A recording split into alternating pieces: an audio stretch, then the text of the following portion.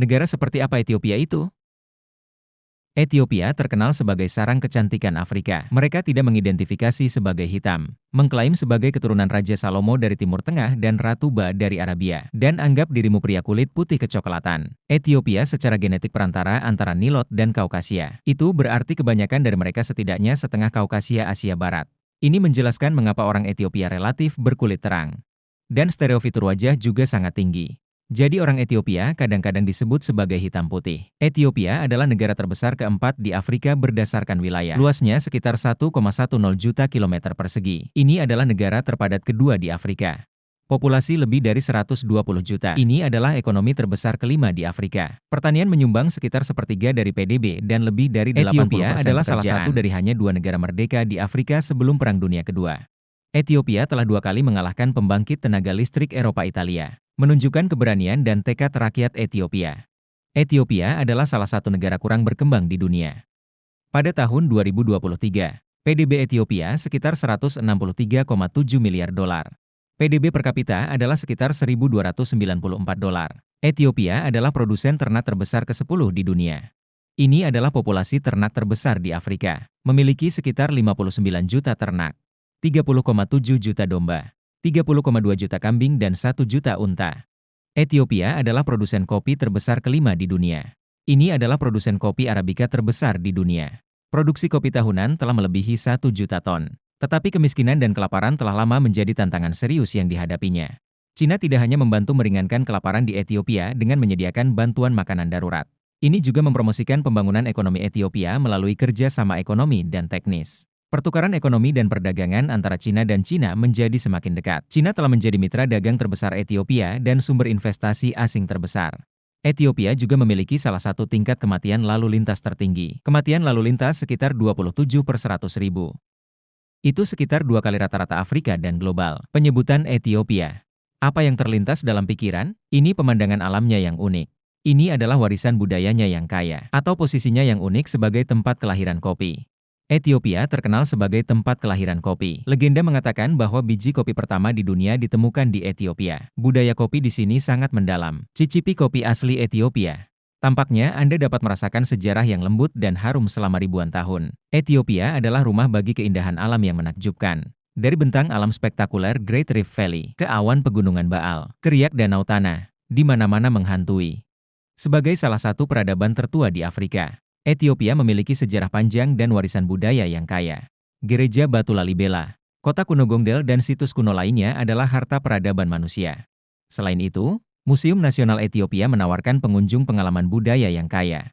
Gereja Batu Lalibela adalah salah satu tempat wisata paling terkenal di Ethiopia. Itu dibangun pada akhir abad ke-12 M. Sejarah selesai dalam waktu sekitar 30 tahun. Dikatakan telah dibangun atas perintah Raja Lalibela dari dinasti Zak Ethiopia. Gereja-gereja ini tidak dibangun dari batu bata dan batu. Mereka dipotong langsung menjadi batu keras. Pengrajin menggunakan alat sederhana seperti palu dan pahat untuk mengukir garis besar dan interior gereja ke dalam batu. Pada tahun 1978, Gereja Batu Lalibela terdaftar sebagai Situs Warisan Dunia UNESCO.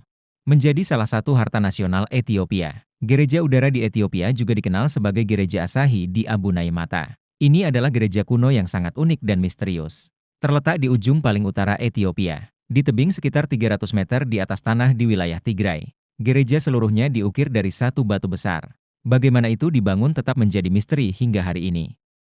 Karena fakta bahwa gereja terletak di tebing, pengunjung membutuhkan waktu sekitar 45 menit untuk mendaki ke lokasi di mana gereja berada. Anda harus berjalan tanpa alas kaki selama pendakian, dan beberapa ruas jalan membutuhkan bantuan tali untuk didaki. Oleh karena itu, tempat ini terkenal sebagai salah satu tempat ibadah yang paling sulit dijangkau di dunia. Kota kuno Gondar adalah kota sejarah dan budaya yang terkenal di Ethiopia.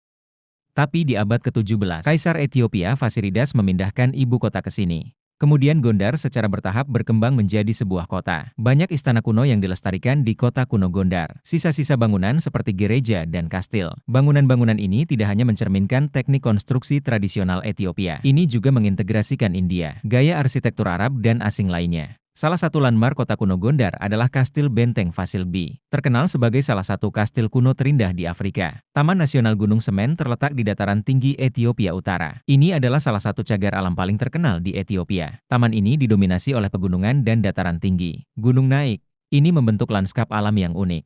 Di antaranya, Puncak Deshan setinggi 4.620 meter. Ini adalah puncak tertinggi keempat di Afrika. Tantangan besar bagi penggemar pendakian gunung. Taman Nasional Gunung Semen kaya akan keanekaragaman hayati. Ini adalah rumah bagi banyak tumbuhan dan hewan langka. Hewan langka seperti waria ibex dan berbagai burung dan serangga unik. Dalol terletak di Depresi Danagil di timur laut Ethiopia, dekat segitiga Afar. Depresi Danagil adalah bagian dari Great Rift Valley.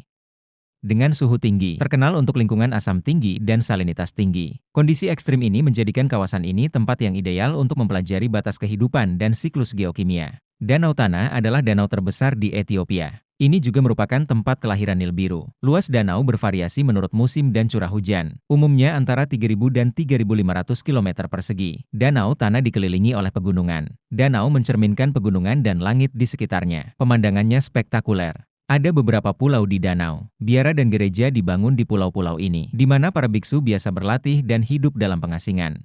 Republik Demokratik Federal Ethiopia, singkatnya Ethiopia, terletak di dataran tinggi Afrika Timur Barat daya Laut Merah. Perbatasan Somalia, Sudan, sebuah provinsi yang berbatasan dengan Kenya di selatan. Utara ke Eritrea.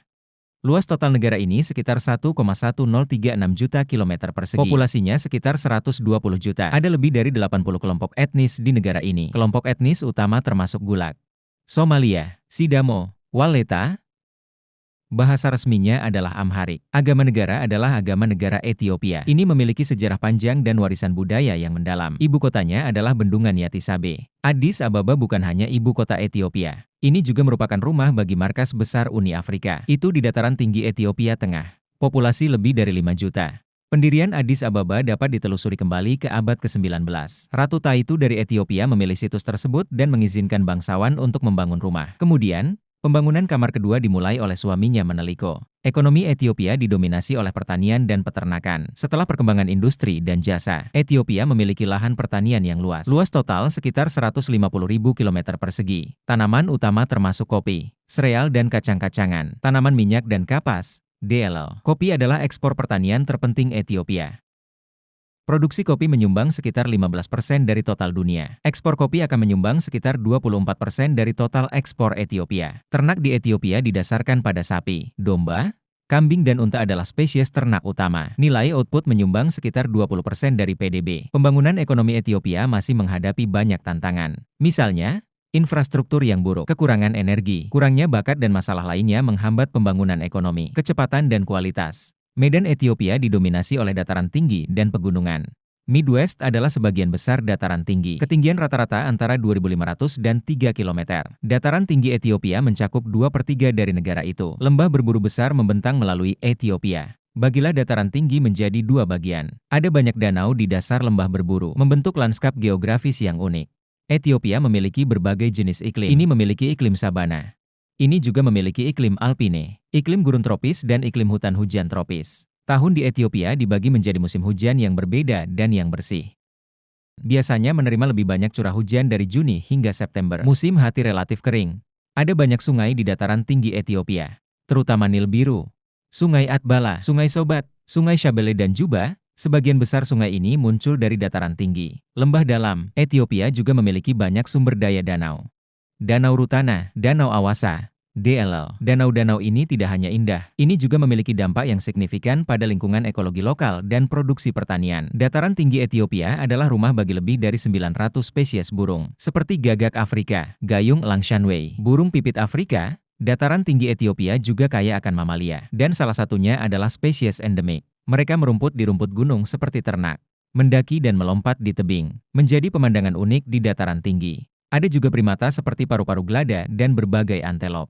Mamalia herbivora seperti dengling dan singa. Mamalia predator seperti ceetah membentuk rantai makanan yang kompleks di dataran tinggi. Ethiopia memiliki 3.000 tahun peradaban. Sejarahnya dapat ditelusuri kembali ke Kerajaan Aksum. Itu adalah salah satu negara pertama di dunia yang memeluk agama Kristen. Kerajaan Aksum muncul setelah Sm, tapi itu diusir dari wilayah Arab oleh Kekaisaran Persia pada tahun 570.